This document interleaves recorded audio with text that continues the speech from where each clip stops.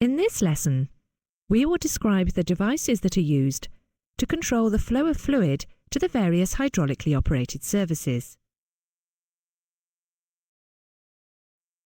The most common device used to control the flow of fluid is the non-return valve. This valve permits full flow in one direction, but blocks flow in the opposite direction, in a similar way to a diode in electrical circuits. This valve is also known as a check valve or non-reversible valve. In its simplest form, as shown here, the valve consists of a ball held in place by a lightly loaded spring.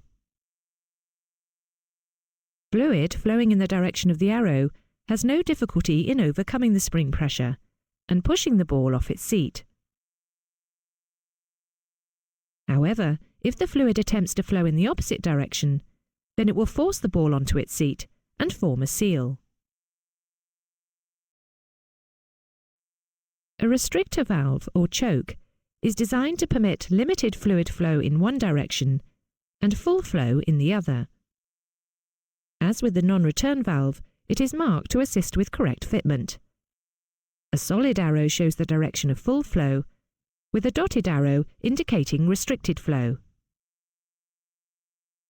When fluid is flowing in the direction of the restriction, the spring, assisted by fluid pressure, will push the valve onto its seat, closing the holes around its circumference, allowing fluid to flow only through the central orifice.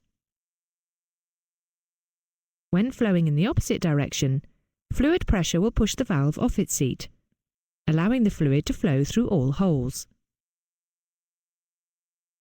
A restrictor valve is used to slow the operation of a service when either gravity, in the case for instance of gear lowering, or airflow in the case of flaps retracting, may cause that service to overspeed. The valve is always placed to restrict the flow of return fluid. If it was placed on the inlet side of the actuator, whose speed is being controlled, it would cause a pressure drop in the cylinder, leading to cavitation. This could cause damage to the actuator. You can operate the switch with your mouse to observe the operation of the restrictor valve as the gear moves up and down.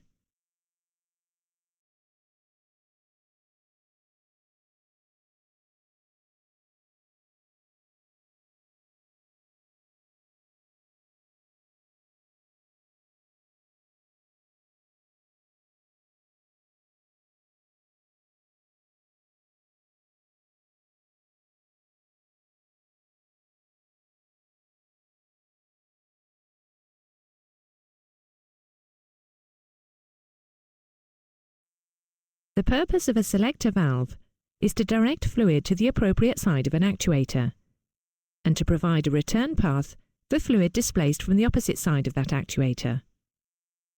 Here, we show a simple slide-operated selector being used to operate the landing gear. In our example, the selector valve is mechanically connected to the gear lever. However, it is sometimes convenient to locate a selector valve at a position remote from the crew compartment. To eliminate the need for extensive mechanical linkages, the selector may be operated electrically, either by an electric motor or a solenoid. Shuttle valves are often used in landing gear and brake systems to enable an alternate hydraulic system to operate the same actuators as the normal system. During normal operation, free flow is provided from the normal system to the service, and the alternate line is blocked. If normal system pressure is lost and the alternate system is selected, alternate system pressure will move the shuttle valve across, blocking the normal line and allowing the alternate supply to operate the service.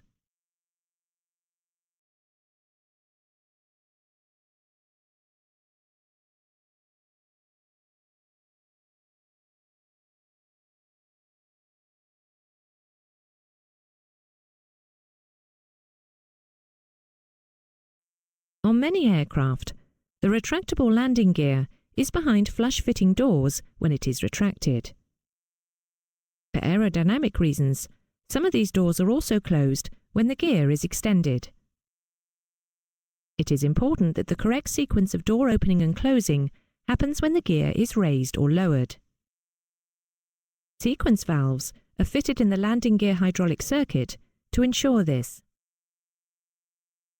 There are two types of valve in common use: mechanically operated and hydraulically operated. The mechanical type of valve consists of a piston in a cylinder connected to a plunger, with a spring pushing the piston in the closed direction. If this valve is being used in a gear down sequence, then the fluid will first be ported to the door. Fluid to the gear will be blocked by the piston. When the door is fully open, a striker connected to the door will push the plunger across, allowing fluid to flow to the gear actuator. A hydraulically operated sequence valve uses the change in hydraulic pressure as a service operates for its operation. In the diagram, hydraulic pressure in the supply line to the service being monitored is being felt on the bottom of the plunger. While the service is operating, this pressure will be low, allowing its spring to keep the plunger down. Fluid for the next service in the sequence is fed into the top of the valve, with its outlet port on the right. The spring, combined with the fluid pressure, will push the valve onto its seat, sealing the orifice. Once the first service reaches the end of its travel, pressure will now build up below the plunger. The plunger will move up, pushing the ball valve off its seat and allowing fluid to flow through to the next service.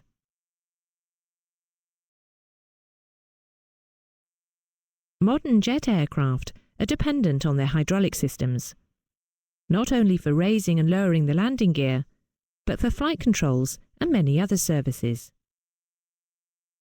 For this reason, most aircraft use more than one hydraulic system, and in these systems, provision is made to fuse or block lines, particularly those in vulnerable areas, if a serious leak should occur. The devices used to do this are known as hydraulic fuses.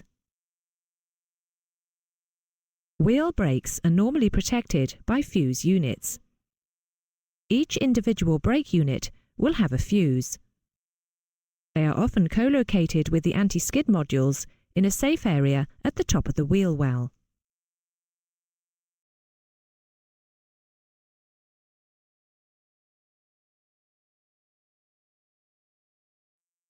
A modulator is used in conjunction with the anti-skid unit in a brake system.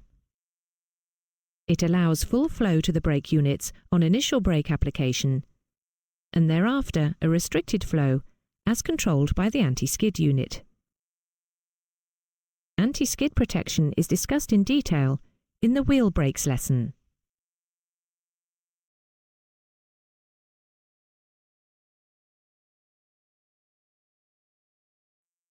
That is the end of the lesson. Here is a recap of the components that we have covered. The non-return valve permits full flow in one direction, but blocks flow in the opposite direction, in a similar way to a diode in electrical circuits. This valve is also known as a check valve or non-reversible valve. A restrictor valve or choke is designed to permit limited fluid flow in one direction and full flow in the other direction. A selector valve is used to direct fluid to the appropriate side of an actuator or motor and to provide a return path for fluid displaced from the opposite side. A shuttle valve allows an alternate hydraulic system to operate a service. Sequence valves are fitted in the landing gear hydraulic circuit to ensure that the gear and doors open and close in the correct sequence.